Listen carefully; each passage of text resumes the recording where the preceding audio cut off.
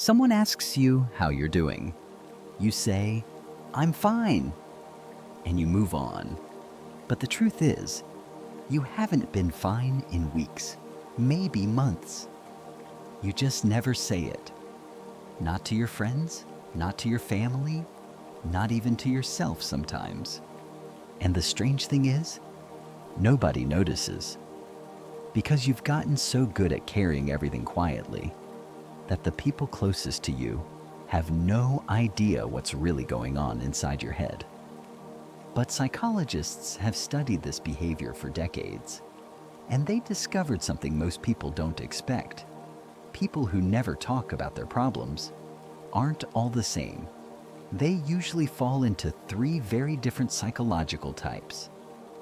And the third one might change the way you see yourself. Some people stopped talking about their problems a long time ago, not because they wanted to, but because they learned early on that it wasn't safe. In the 1950s, psychologist John Bowlby developed what he called attachment theory. He found that children who grow up with caregivers who dismiss their emotions, who say things like, "Stop crying," "You're overreacting," or simply change the subject, develop what's called an avoidant attachment style. These children learn a very specific lesson. My feelings are a burden. If I show them, I'll be rejected, so they stop showing them. Not overnight, slowly, one ignored cry at a time. And here's what's fascinating.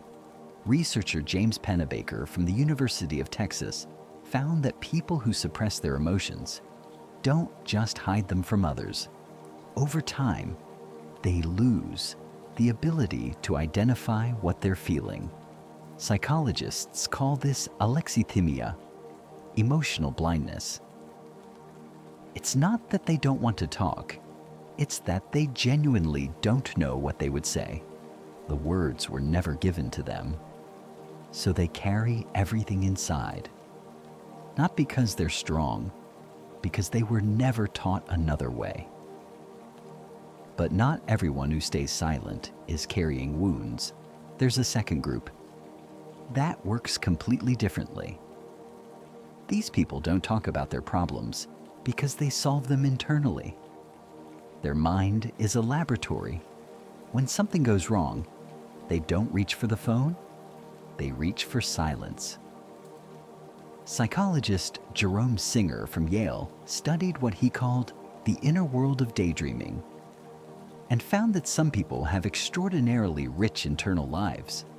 They process emotions the way others process math problems, step by step, piece by piece, alone. The psychologist Marty Olson Laney, who wrote about introversion, found that introverted brains actually use a longer neural pathway to process information. This means they literally think more before they speak. It's not avoidance, it's architecture. These people aren't broken, they're not hiding. They've simply built an internal system that works for them. They talk when they're ready, and when they do, they've already figured out 80% of the answer. The problem? The world doesn't always respect silence, and sometimes people mistake their quiet processing for coldness, distance, or not caring. But inside, the opposite is happening. They care deeply. They just handle it differently. And then there's the third group. And this one is probably the most invisible of all. These people don't talk about their problems because they've decided, consciously or not, that their job is to protect everyone else. They became the listener, the helper, the one who asks, "How are you?" but never gets asked back. Psychologist Harriet Breaker called this the disease to please. These people built their entire identity around being needed, being useful, being the strong one. And it often starts in childhood. Research from the University of Cambridge on parentification shows that children who had to take care of emotionally unstable parents develop an unconscious belief: if I show my pain, the system collapses, so I must hold it together.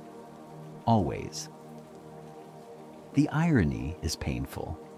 These are often the most emotionally intelligent people in the room.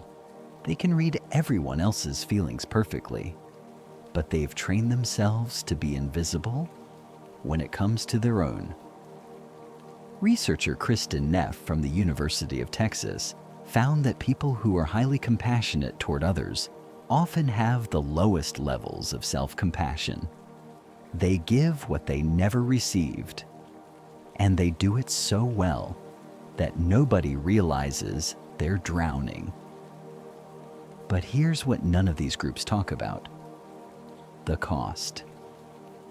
Dr. James Pennebaker conducted a landmark study where he asked people to write about their deepest feelings for just 15 minutes a day, 4 days in a row.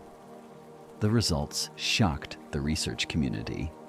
The people who wrote about their emotions had stronger immune systems, fewer doctor visits, and lower levels of anxiety, even months later. Silence isn't free. The body keeps the score. As psychiatrist Bessel van der Kolk wrote, every emotion you swallow gets stored somewhere in your shoulders, your stomach, your chest, your sleep.